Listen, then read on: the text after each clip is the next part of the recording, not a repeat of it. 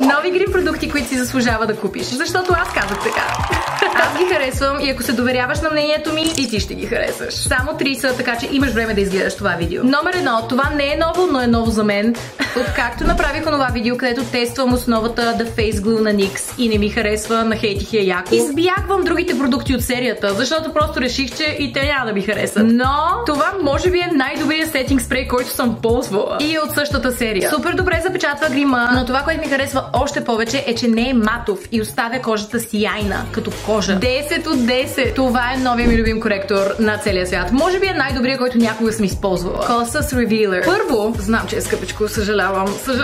И на мен ми е гадно, защото ще се наложи да го купя отново. Cosrx е най-новата марка в Sephora България и е уникална заради факта, че е грим и скинкер в едно. Така че това е вече плюс. Но този коректор не се бръчка под очите. А знаете колко е трудно това. И на последно място, но не и в сърцето ми. Новите Maybelline Lifter Sticks и специфично този цвят 45. Това е първо идеалният цвят за мен. Стои супер натурално, защото е може би тон или два по-тъмен от моята кожа, но най-впечатляващото. Той е идеално сив. Ето така трябва да изглежда контур. И от вече няколко седмици изневерявам на Makeup by Mario с него. Това е феноменално.